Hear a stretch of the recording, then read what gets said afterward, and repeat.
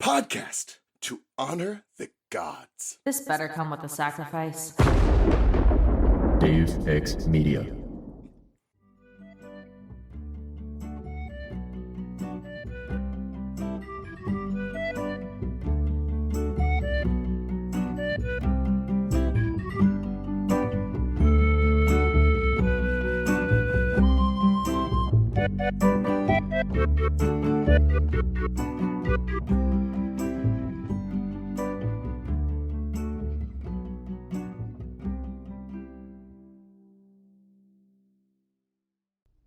Nico reached into his Walmart bag and pulled out a 12-pack of Coke. He popped open a can.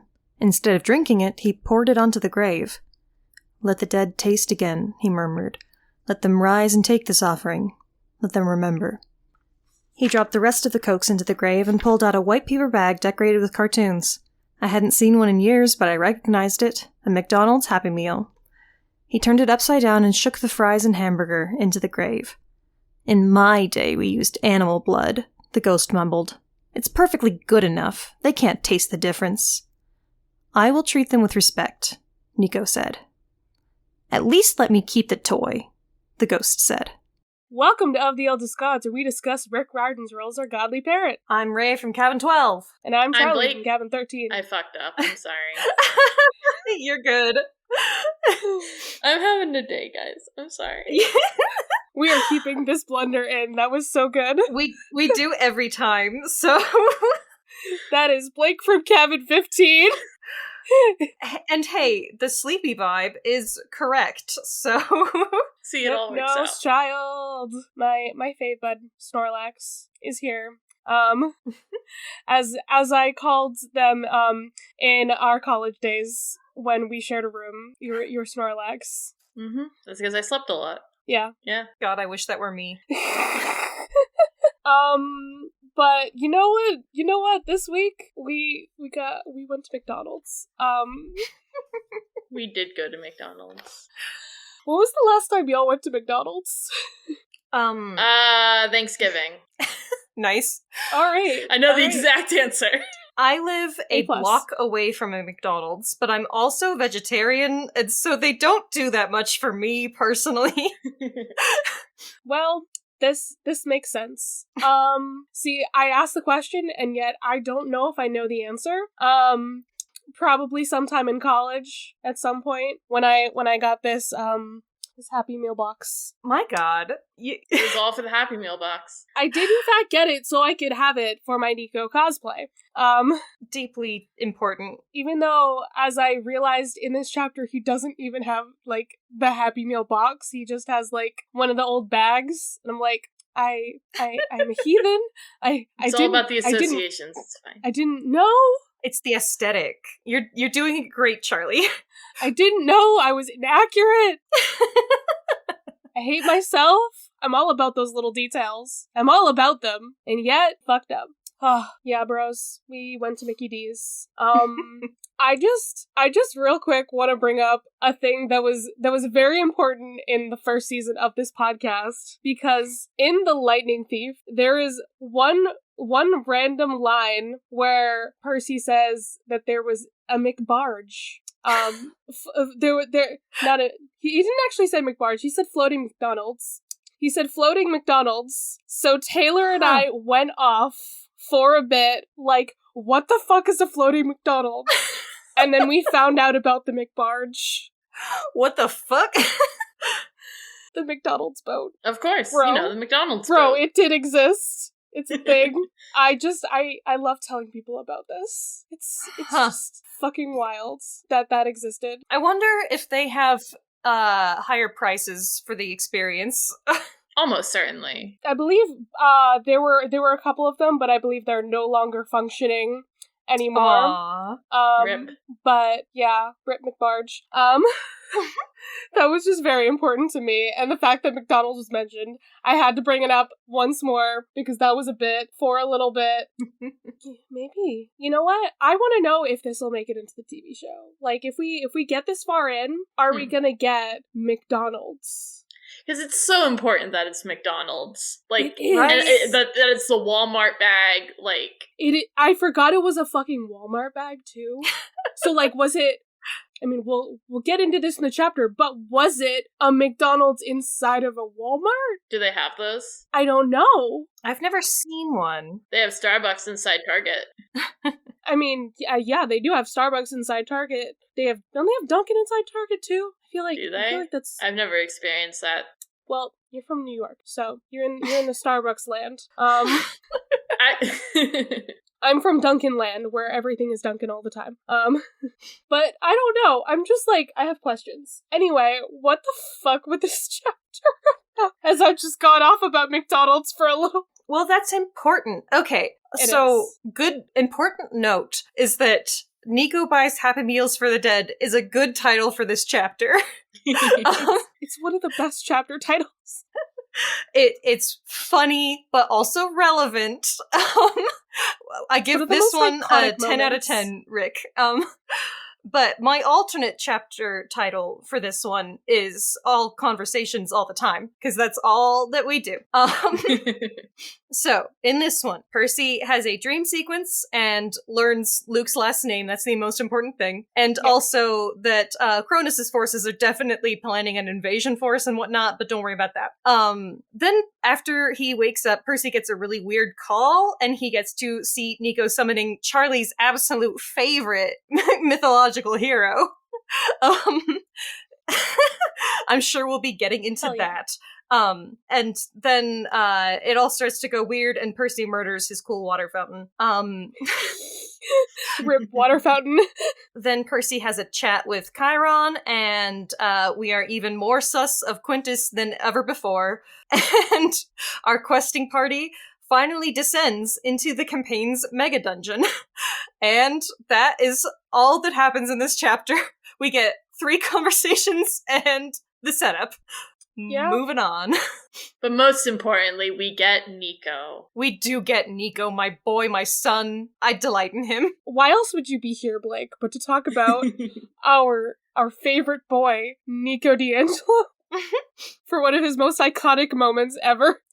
I mean, am I wrong? Am I wrong? The amount of fan arts that you see where he has McDonald's. It's iconic. It's important. It's important. And also, it shows off that he's actually a good boy, so, jot that down. Do I need to share something sad? I was like, where's my phone? So there's a fan art of a Viria fan art, because of course, like, Viria and the fandom so much. Where it's Nico and Bianca. If Bianca hadn't died and she'd just been a hunter, and they're just sitting there under a tree eating McDonald's. Oh, that fucks me up. Actually, don't say that. I'm gonna send it to you though, because it's one of my favorite fan arts. Because it's Nico being happy. My son. I know, my son, my brother. My boy. My baby boy. The favorite baby boy. Yeah. You see, Ray, you have Rachel, and I have Nico. We have to love our faves. But before I love my fave, I have to go and rant. Time to talk about your worstie before your bestie. This is gonna be like one of the best chapters ever, because we're just gonna have that dichotomy of Nico and fucking Theseus. So I'm very excited to hear this rant. In case you missed it, but the dark and edgy version. Fucking Theseus. This man. Okay, first off, this first picture on the Wikipedia page, where he's just, like, chilling there, dick out, like... Of course he is. There is nothing that is just more representative of him than that, I think. Just be like, look I did this really cool thing, and also, look at my big dick.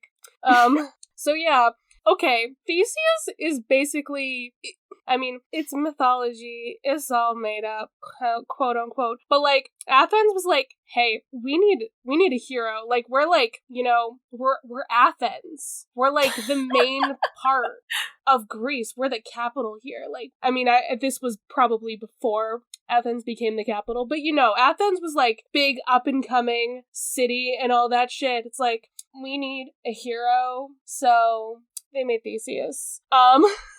Listen, like a sports mascot. Listen, that's literally what Theseus is to Athens. And I'm just like, God, why? Literally, why would you do this? This man, fucking hate him. So can you guess who his father is? Any potential guesses without, if you've already seen it? I thought he was related to Poseidon, but I don't actually remember, so... He is, in fact, a son of Poseidon. Okay, This cool. boy is Percy's brother. Right, because they Wow. mentioned he had, like, a shell brooch or some shit, I don't know. Yeah, it's actually very cool that Rick was like, oh yeah, like, have a little bit of Poseidon in there to be like, I'm not gonna say who his dad is, but like, just so you know. Right. Like, love the detail, Rick. But it's kind of like mixed if his dad is Poseidon or if his dad is Aegeus, the king of Athens. Mm. And sometimes it's one of those like, oh, like his true father is Poseidon kind of deal. Like Heracles or one of those other ones where it's like, oh yeah, like my mom slept with both of them, actually. One of those kind of deals. His mom's name is that Aethra or Ethra? I'm gonna say Aethra, possibly. I'm bad at pronunciation guides, so let's go with that. So what does Theseus do? He finds out, oh, my dad's a king? Whoa, he's like a long lost prince kind of deal. Cause this king, like, just like, oh, I need an heir, fucks a woman, leaves. What? Okay. Like, not even his wife. I think there's actually there's a whole, like, story about that in here. He asks the oracle for advice and shit. Yeah, it's a whole thing. Athena gives him advice. God, Athena, why did you help bring this man into being? So yeah, he exists. He's like, gotta go find my dad. Gotta go find my kingdom. Cool. Is it in early? No, it's the laborers. Okay. I was just like, where is just the list of people he murdered? On the way to his dad. So what does he do? He has his 6 quote unquote labors. He was just traveling to Athens and did a bunch of shit, which is kind of, some of them were just kind of murder.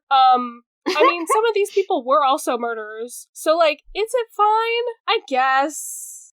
Yeah, it's maybe. That's what you do as a Greek hero, is you run around and you kill people, and it doesn't matter too much Yeah, what their deal was. A couple of these were, robbers.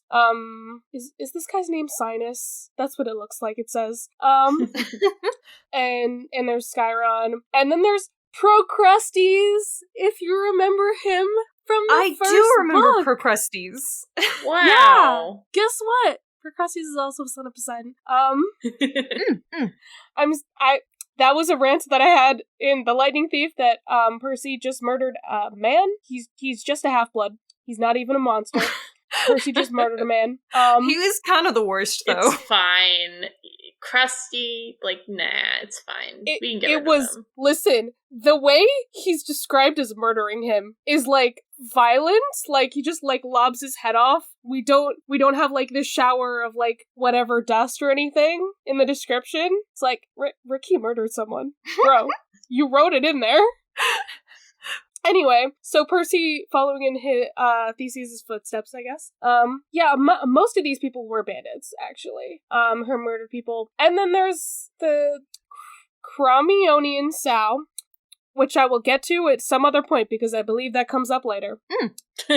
But I think that's the only thing that was not, a bandit or crusty. So of course, he makes his way to Athens. And guess who's there? Medea! You know, like Jason and Medea, like she ran away because she murdered her children, and that whole thing. His soon-to-be bride and all of that. She ran off to Athens and married Aegeus, and had a kid with him, and now Theseus is, he's there and he's like, hey, this is my kingdom now, because, that's my dad, I'm the rightful prince. She's like, fuck. Sorry, Medea. So that didn't go very well. She tried to have him killed and everything. As you do. And of course he had more things. There was another bull, not just the Minotaur, he also had to capture the Marathonian bull. Cool. Can't believe he's repeating himself. Right? I know, right? Can't even be original. Anyway, I've already talked about Theseus and Pirithous, but besties, forever, they're so dumb. Rip Pirithous, your butt is still stuck to a rock in the underworld. Don't try to kidnap Persephone. Pretty dumb. Like she's married to Hades now, they're tight. He will fuck you up. If you try to kidnap his wife. As is his right. So, of course, the whole Theseus and the Minotaur situation, how many children is it? Is it 12 or is it okay, 7 boys and 7 girls from Athens in tribute to Crete, every 9 years? Okay, I thought it was every year. I feel like we've talked about this before, that it's, kind of unclear. You know what? My brain is also just, conflating it with the Hunger Games, because the Hunger Games is slightly based off of this. Anyway, so I'm just what is the number? I can't get the numbers right on that situation. But, so the tributes, Theseus volunteers as tribute, basically. The only good thing he's ever done in his life. So he can, try to end this conflict between Athens and Greece. There's a backstory to why that happened, but, not important. Not relevant. So he goes there, he fucks up the Minotaur, Ariadne, Minos' daughter, falls in love with him, and he's like, okay, I guess. But he abandons her later. He ain't into it. Fucking dick.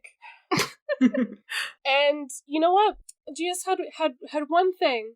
When you're coming home, you need to replace the sails and make them white sails if you are coming home alive. And if you're not on that ship, it needs to be black sails. Mm-hmm. Guess what? Theseus forgot to do. Wow, can't believe this. Forgot to change the sails. So Dumbass. Aegeus saw the sails and jumped off the cliff, and that's why we have it as the Aegean Sea. Well. Yep. So that's why that is, folks. Pretty rough, my dude. That man was so sad that his son died, but he didn't die. He's just stupid. We're not talking about the ship of Theseus here. Why the fuck is that in here? Go away. Another important, terrible thing that, he did. He was a father.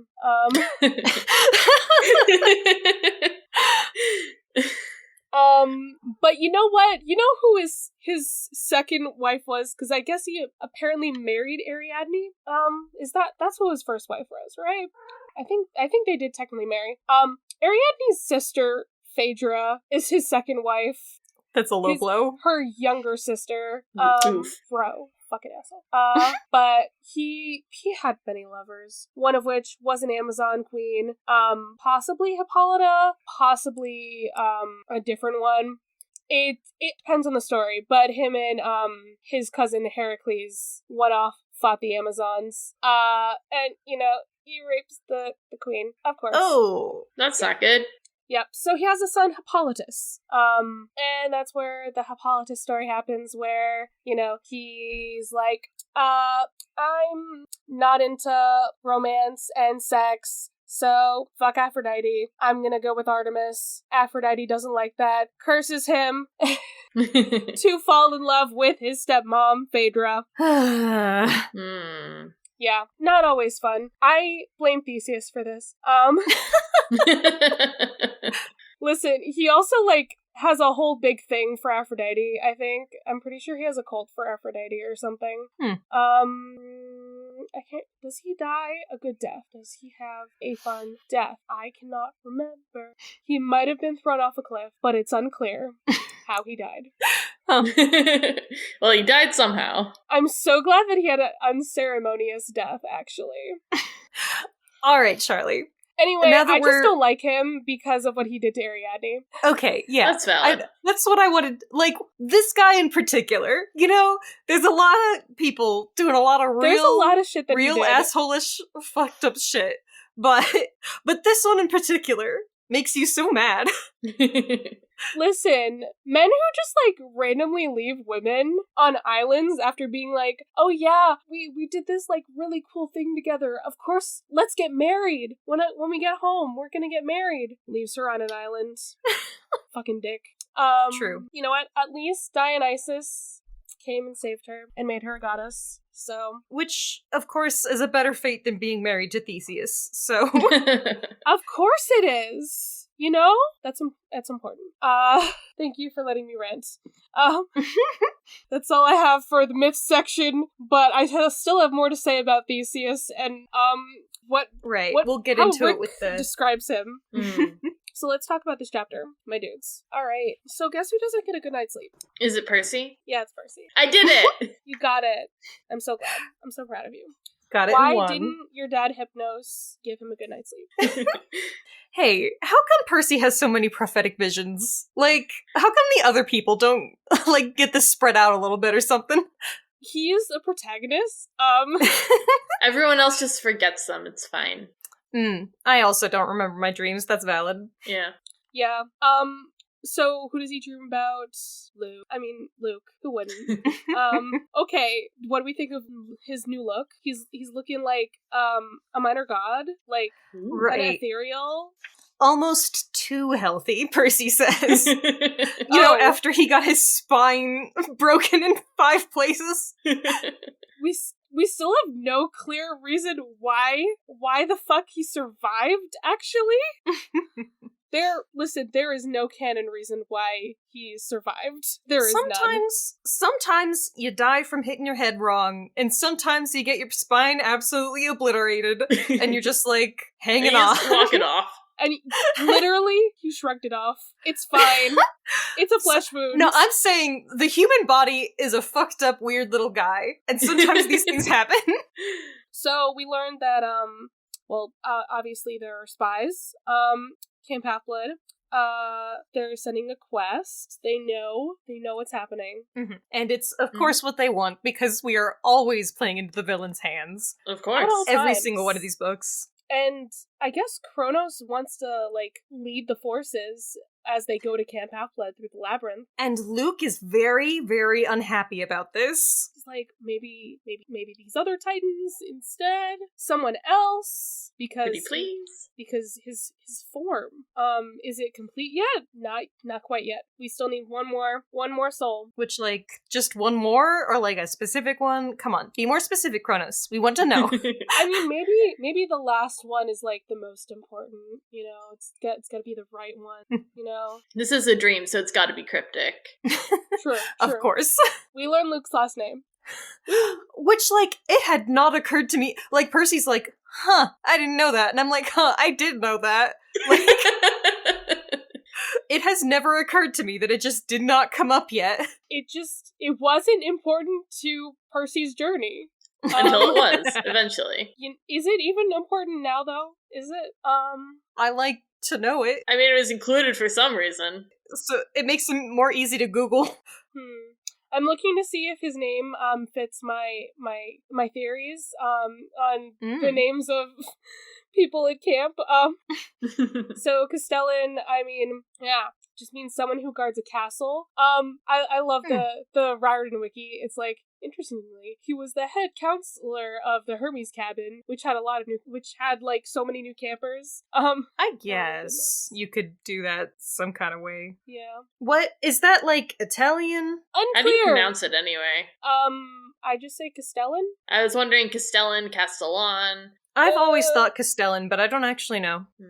I don't know. I was also just looking up if Saint Luke had anything to do possibly like related to Hermes.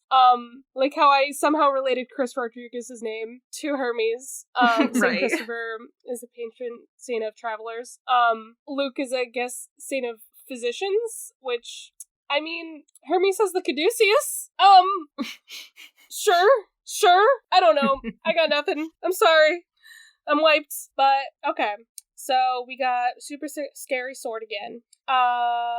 So Kronos asks Luke, do you not wish to avenge yourself? Which I do find interesting. Luke is an Avenger. It's weird wording, because normally you say avenge someone when that person is dead? I've never seen avenge yourself before.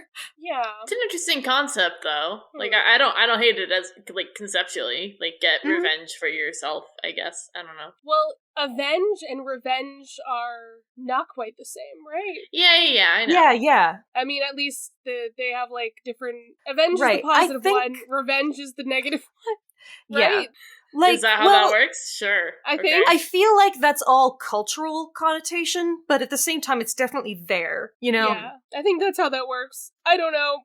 It does make his crusade seem more righteous. Yeah. To himself, you know. Yeah, and I mean, he wants to avenge himself for, like, hey, you had to, like, follow in the footsteps of other people, and, like, your dad, like, barely paid attention to you, like, sucked. Righteous cause! Sure. Yeah, this all totally checks out, Luke. None of this is evil at all. Let's burn the summer camp to ashes. That sounds like something a good guy would do. Let's murder children. Murder some children, burn down Olympus, all that good stuff, you know? So what do we think of this, scene between Kelly and Luke? Not how I expected Kelly to come back. You didn't think that she had some sexual tension with Luke? I mean, I guess it checks out. Yeah, you know, I think it's just funny the fact that he's like, yeah, I don't like you anymore because, like, you murdered some guy. Yeah, I saw you eat a dude. Bro, what side do you think you're on? Yeah. She is a monster. Like, I don't know what you expected. Yeah. There's a difference between knowing and seeing. I do acknowledge. But, he was just a snack. So Kelly senses Percy. Yeah. Terrifying. I want to know what would have happened if she had bitten him, actually, before he woke up. Well, I kind of think that's what caused him to wake up, yeah? Did it? I've never thought of him really having a physical presence during the dream scenes, but I don't know. It's more like, to me, it's like she dissipated his form there, like whatever psychic, his astral projection. Yeah, I was gonna say, like, astral self, you know, but could she, like, still suck the life force out of that? I wouldn't think so, personally. It's a question I have in my mind. You know, you die in the dream, you die in real life. Yeah, I think she was just trying to, like, scare him into him waking up. I don't think she was, like, actually trying to attack him, because I don't think she could have. Perhaps. I don't know. I don't know the rules in this world. There are no rules. I knew it. Only plot convenience. The rule of cool. Hey. So Percy, literally the rule of cool is just like, you know what? There's a glow coming from the fountain. I think it's trying to tell me something. Like conveniently, I gotta go over here. Show me Nico. Not even throwing in a coin. Just yes, no money. Which is very weird, and once again does break some rules. I thought that this was weird when this was happening, because last time this happened, that he got the call about Nico, I was thinking of it as kind of like a replacement for the dream sequences. And then we get a dream sequence and a Nico call in the same chapter, like right after each other. Well, that's why, because he wanted to have both of them in the same scene, but if they were both dreams, then he would have had to sleep, wake up, fall back asleep, and that would have just been boring. You know, Rick has to do some interesting, like, things to be like, I want this to be first person, but also, you need to know what's happening here, and you need to know what's happening here, and you need to have, like, this context, and, like, this, and all that. In Harry Potter, Harry is just the nosiest bitch on the planet and eavesdrops on everyone. At least Percy doesn't even, like, have a choice. I mean, he's also just not there for a couple of chapters. Like, there's a couple books where it just starts starts and Harry's not there. So, But I mean, even in those, isn't he like dreaming it and then forgets it when he wakes up? Yeah, I think I remember that being a thing. with the chapter with the ministers, I don't think so. I'm pretty sure. No, he you're does right. not The do ministers that. is not. Yeah. Yeah, he's just like not there, and it's like, the fuck. What are you reading? We're just gonna change convention right now and have Harry not be the point of view character for the first time in the whole series. Don't worry about it. In the last book, it's fine. See, I never read that one, so... It makes so much sense. Okay, so Nico, being the most goth right now, he's in a graveyard. It's dark. He's in a black cloak. What? What? I forgot this detail. He's still figuring out how to be emo. He's getting used to it. He's working it out. The most he's emo, piecing together goth, his wardrobe. Hot Topic boy. Yeah, so he went to Walmart. And he's having some skeletons dig a grave for him, I guess. But it's like not really a grave. He's just gonna fill it with food. He fills it with Coke and McDonald's. I'm so confused by this ritual.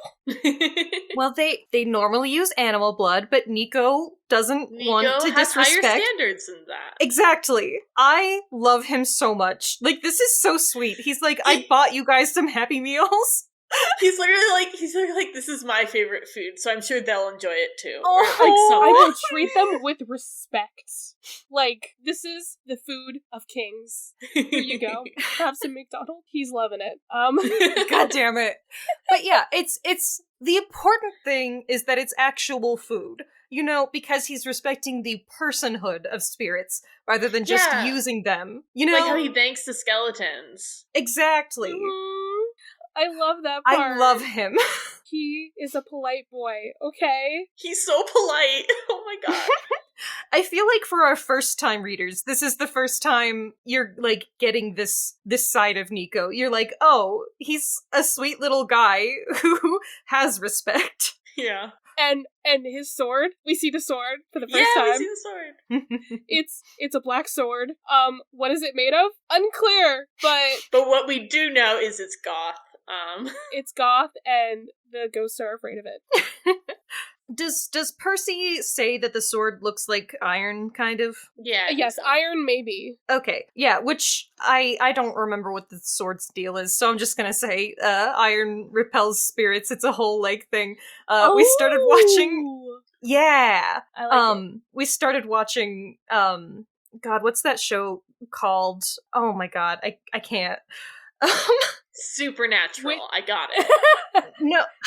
Well, I guess that would be as good of a reference as whatever I'm trying to come up with. Anyways, there's this show, I think it's on Netflix, and they are teen ghost hunters, and they fight ghosts with swords, because... That sounds very cool. What the fuck is this? I want to know what it is. It kind of slaps. That'll be my rec at the end of the episode. I'll just have to remember what it's called by then. Yeah, you're gonna have to tell me what this is, so I can watch it. But yeah, it's recently watched a thing with iron swords and ghosts, so that's why I'm thinking about it right now. I love that so much. Nico would die. So we get a figure slurping some Coke, scooping some French fries, and guess what? It's Theseus. It's Theseus. Okay. Teenage you boy. clearly have some opinions. Teenage boy? Are you fucking kidding me? Gotta make him relatable. He had children. Like, adult children. Bro. I'm wondering, like, is there some... Either there are weird rules about spirits, where, like, he feels that this is his prime, and so that's, like, how he presents himself in his spirit form, or Rick has made some weird decisions about how he thinks Theseus's life should have gone. I think about that a lot, though, is that, like, if, you know, in a lot of media, it represents the, like, oh, when you die, you keep the same body you had when you died, but then it's like, if you die when you're, like, really old and you have trouble getting around and stuff, wouldn't that suck to be stuck that way? But whatever. Right. I do enjoy stuff where ghosts get to just, like, exist in their prime, like, however they think of themselves as, but... It would suck if you died while you were, like, naked or something. Like, you know, forever. Yeah. But... Okay, So my thoughts, like, based on, like, the story we're trying to tell, I understand, but I'm still mad. Like, Rick is trying to be like, hey, if you're a demigod, you don't live a long life. You are a teenager, and that is the oldest you get, basically. Or at least, like, the average lifespan. So he's trying to be like, Theseus is one of the ones you can recognize, so here you go. And he's also involved with, like, the current stories, so it's, that's why he would have wanted to use him. So let's use him, and we gotta show that some of these guys were just teenagers when they died. Right. It kind of goes into, like, the way that people get mythologized, but how they're still just people. I feel like that's a lot of the point, is Percy being like, oh, I can relate to this person, he's just like me, but people still talk about him this way. Yeah. And then I'm just like, okay, but, like, actually, he was, like, a man. He was an adult man. Percy's like, wow, I always thought of him as an adult man. And it's like, yeah, because he was. Right. Literally. Okay, Percy's like, he wasn't any older than I was. Percy's 14. Jesus Christ. Damn, that would be pretty small. That is a small Theseus that left Ariadne on an island. Dionysus, you can still hate on this 14-year-old boy. I don't care. I will too. Okay, if he was 14 when that happened, and then he died shortly after and didn't get to do a lot of his other, like, stupid-ass stuff, I would find him a much more sympathetic character. Okay, but if he still abandoned a girl on an island... No, that would be shitty. But also, if you do shitty things when you're 14, it's like, that happens. It doesn't count. You're 14. Everyone does shitty things when they're 14. You're fucking stupid. You're 14 years old. It's all part of your character development. As long as you use it to, like, propel yourself into being a better person, it's all good. Like, I did forget to, retell a little bit of Theseus and Pirithous, where he kidnapped Helen of Troy when she was a small child. Oh, yeah, that's unforgivable. He's a piece of shit. That was the other really, really big piece of shit thing that he did. She was, like, maybe 10 at the most. And he was like, she's the most beautiful, she's gonna be my bride. He was a man at this point. This was after Ariadne. He was an adult. Like, this child, my mom is going to, like, hold on to her for a little bit until she's, like, old enough for me to marry. And me and Pirithous are gonna go get Persephone. So Pirithous could marry Persephone. Didn't work out, as you can tell. Yeah, anyway, that's another reason why I hate Theseus. Poor Helen. But in this mythology right now, I'm thinking that probably did not have time to happen. No, I assume it did not. But we know that he did totally abandon a girl on an island. Yeah, the canonical things here are Poseidon is his dad, Aegeus is his stepfather, who died. He did the Minotaur shit, and he abandoned Ariadne. I think that's the only stuff that's canon. Guess Pirithous isn't canon to Percy Jackson. Poor guy. Just got written out of existence. But in this AU to Greek mythology, the way I'm imagining it going is that he, in desperation, is like, okay, yeah, totally, I'll marry you if this works out. And then he's like, shit, I'm not ready for that. What the fuck? And then he's like, what do I do now? And then he just runs away because he's a little coward, which still makes him a bad person, but also he's 14. That makes him just a little shit instead of, like... Yeah, literally. That's what I'm saying, though. Yeah. There's a difference, vibe-wise. Yeah. So Nico literally wanted this whole thing so he could just get a second opinion about this soul exchange thing. Theseus is not down for it. Thank you. One good thing you did in your life. Right. Theseus is trying very hard to be helpful right now. He is trying. You know what, Rick? You made him better. And Nico's ghost friend is like, I'm not suspicious, I'm just purposefully hiding information from you. Don't worry about it. Yeah, so, but Theseus also just tells us some random bit of trivia about the labyrinth that's not at all important to Percy's journey whatsoever. There's the only thing that saw me through, the love of a mortal girl. The string was only part of the answer. It was the princess who guided me. And then you abandoned her, like a dick. And he goes like, yeah, I don't care. Actually, the ghost is like, yeah, we don't care about this. Not important. Soul for soul. Huh? Tell us. Okay. I actually don't know what's happening at this point, when Theseus is like, he's coming. This I don't remember. So yeah, it gets really dramatic here for a minute. Actually, maybe I remember now. I'm having thoughts about who this man is that's coming. He comes to find the source of this power. I wonder who tried to look for that. I want to theorize, but I'm also just like, I probably know the answer. So right. So you're cheating. I'm in the same boat a lot of the time, where I'm like, I would love to bring this up because I think this might be what's happening, but that might just be living in my brain from the last time I read this. I vastly prefer when we're on with friends who know nothing, and I'm like, oh, I know what's happening. I'm gonna give you a fake theory. Love doing that. That was so great last week with Zach and Alex. They had no idea. So Percy destroys the fountain because it was terrifying and he's having a hard glowing. time. He liked his fountain. It's very sad. It was from his dad. Yeah, from his dad. Okay. It was nice. So they're all packed. They have everything they need. You know, nectar, ambrosia. They got bedroll, rope, clothes, flashlights, extra batteries. Why don't they have magic flashlights or something? Or like a lantern, you know, for the ambiance? It does feel weird to be going into your dungeon with flashlights, but... And batteries.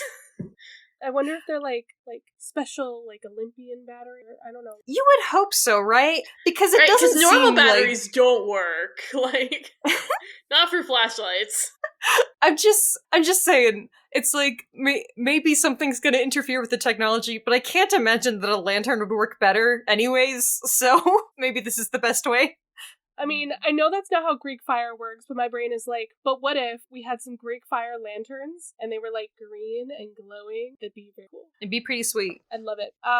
So they're leaving. Grover is all disguised because we're not sure we're gonna find there. Maybe they'll be mortals. Who knows? Mm-hmm. So we got back his Rasta cap.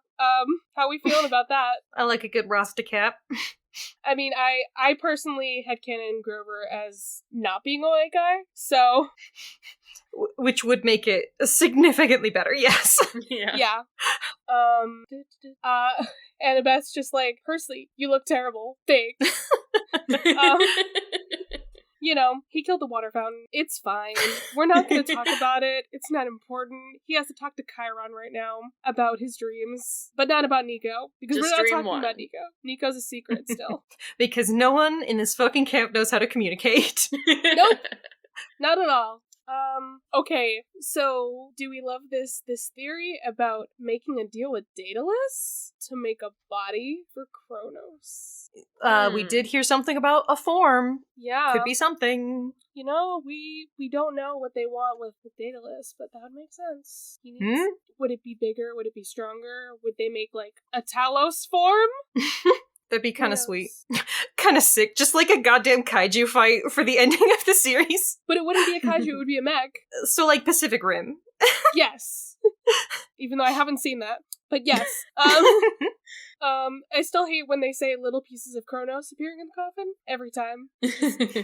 Very gross.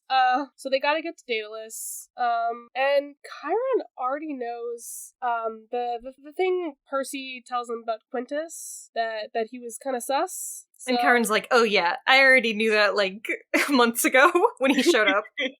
I would have been Chiron's like, you think I didn't notice he was sus?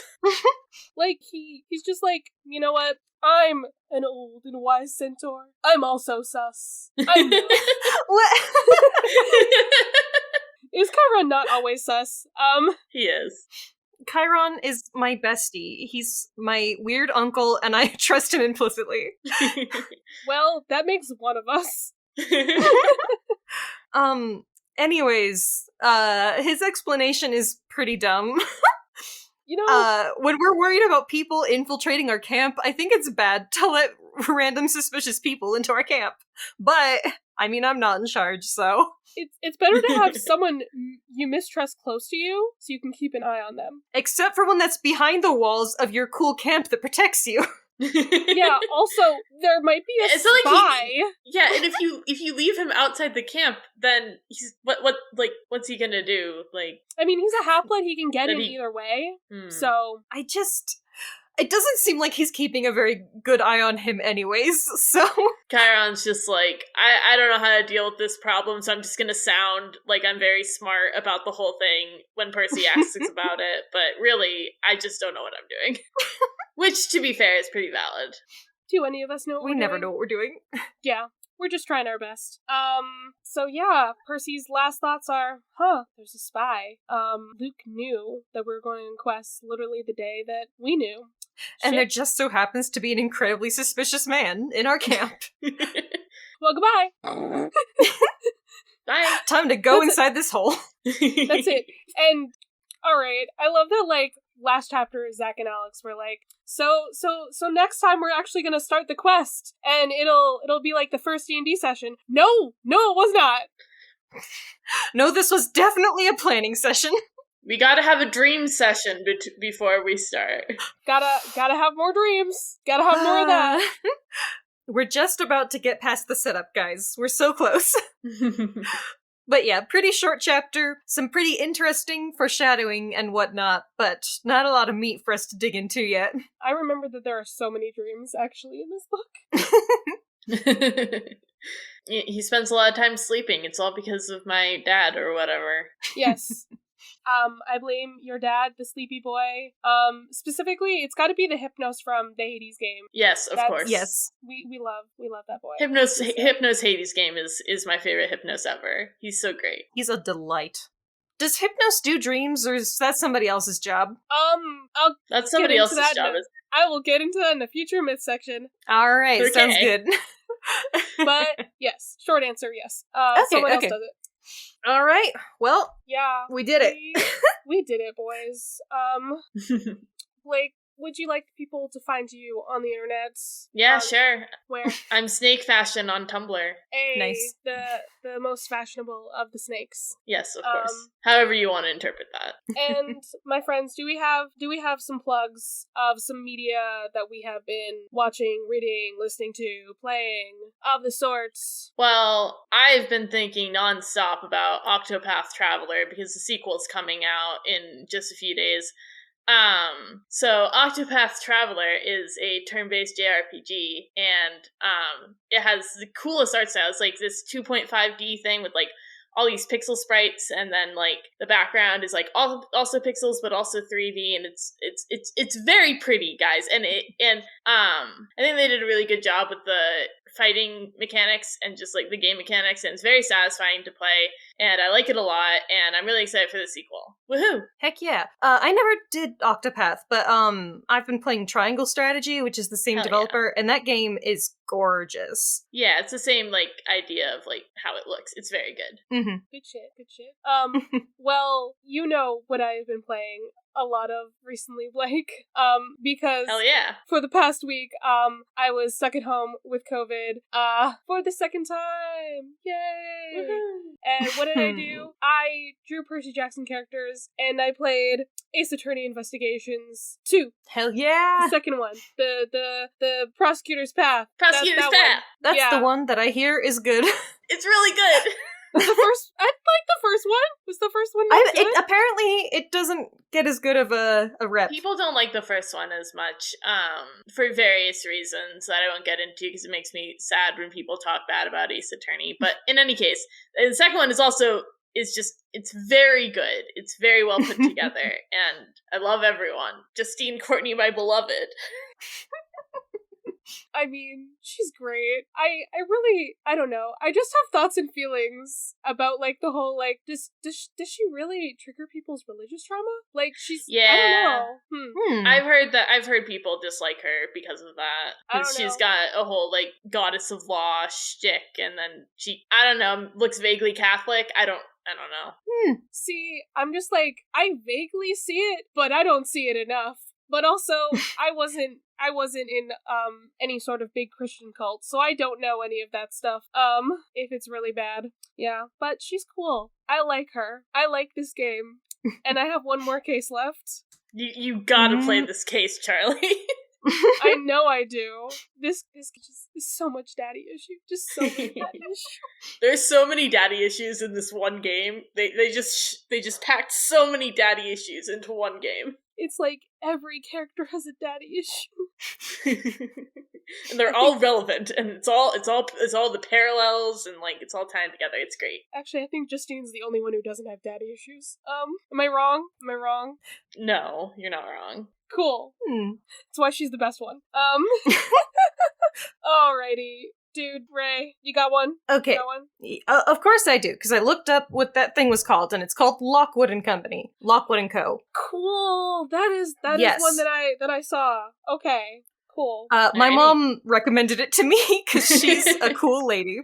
Okay, warning to y'all, if you want like a fun campy ghost show, this could be that, but the first episode made me so fucking upset because, it's about, okay, so the world building is really interesting because, ghosts started showing up suddenly, and they're incredibly dangerous. If they touch you, you die.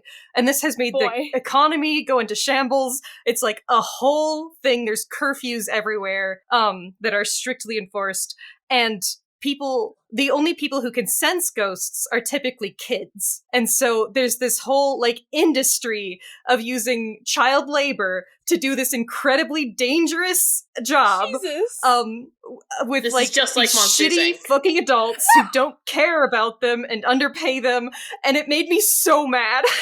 But then the character who we follow for the first episode gets to leave this shitty place and go like hang out with Lockwood, who started his own ghost investigation thing as a kid, and so it's just going to be a bunch of teens hanging out fighting ghosts with swords. Hell yeah. I have so many questions, but I don't know where to start. What the fuck? You just gotta watch it. It's wild. I've only watched a couple episodes, but it's a good time. Oh my goodness. Netflix, what are you doing? Like, seriously. Also, it's really British. That's important to note. It is. After playing the Great Ace Attorney, I can handle any level of British. But there won't be Herlock Sholmes. But there won't be Herlock Sholmes, which is just a shame. A hame, as they say. God. Hey, I was playing that game, and apparently it has been expressed to me that it's pronounced Hairlock Sholmes, and I'm like... Well, no, he misheard. It's fine. It is pronounced Herlock, I promise. Alright, sounds good to me. Okay. Herlock. Let's... Yeah. Well, that's it, buds. I love trying to end this podcast, and I'm just like in such a weird place. Charlie, we can't get out of your cabin because we're too busy doing this D&D prep session before we can start going into the dungeon. We're busy right now. Well, you can't stop the session early. Get out of my fucking cabin so I can go to Walmart or maybe McDonald's or maybe both. And get some Happy Meals for the dead. Bye. And some Diet Coke. Was it Diet? Wait. I don't remember. It probably wasn't, and my brain just added that. How dare it be Diet if it was? Nico would never give the dead such a disgusting swill.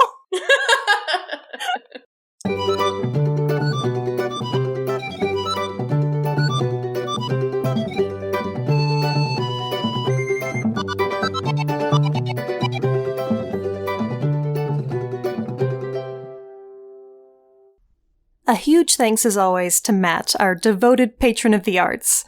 Thanks for sticking with us. If you want to get shouted out during the podcast, check out our Patreon of the Eldest Gods. You can follow this podcast socials at Of the Eldest Gods Pod on Instagram and Tumblr, and at Of the Eldest Gods on Twitter. You can send us an iris message through oftheeldestgodspod@gmail.com. If you'd like to support us financially, join us at patreon.com/oftheeldestgods. By becoming a patron, you can join the Deus Ex Media Discord server, where you'll be able to chat with us and other listeners about episodes and anything Percy Jackson related. Our $5 patron tier also gets you access to Against All Odds, our monthly bonus show. There, we'll talk about a wide variety of topics, which usually have something to do with mythology. No promises. You can check out our merch store on Redbubble to find custom designs made by Charlie. Or if you cannot or do not want to support us financially, we'd really appreciate a rating, a review, or letting your friends and followers know how much you love the podcast. That really helps. You can find me, Ray, at HeyHeyRay, spelled R-A-Y-E, on Twitter. If you want to hear more from me, check out Barbie Movie Slap, a podcast where my co-host Ted and I discuss Barbie's cinematic universe. That podcast Twitter is at Barbie Slaps. And you can follow me, Charlie, at GreenPixie12 on most platforms, but on Twitter I'm at GreenPixie123, which I'm totally not salty about. I also have an art Instagram at GreenPixieDraws. I sometimes do the YouTube thing on my channel, Charlie Mac. That's M-A-C-K. Our music was written by Isabel Strauss-Riggs and recorded and edited by Ian M. Riggs. You can find Izzy at Kane_I, that's I as in the body part, on Instagram and Twitter. She also currently makes video essays on the YouTube channel Kane I. Feel free to message her about making music for your project or editing your podcast. Of the Eldest Gods is proud to be a part of Deus Ex Media. Hi, my name's Sam, and I've recently become an adult. But why does adulting have to suck?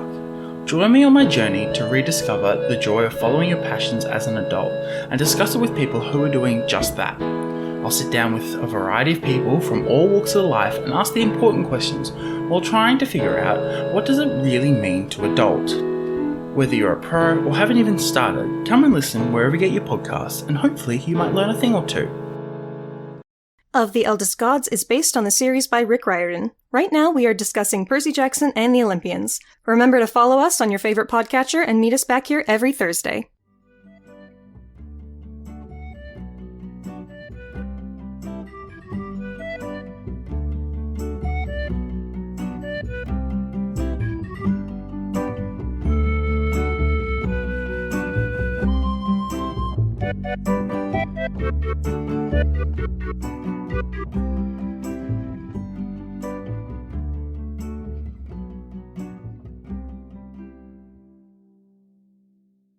Before this goes too far, should I hide the cat or like Cats. There's a cat.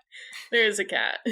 I mean, if the cat is a distraction, perhaps. Probably not.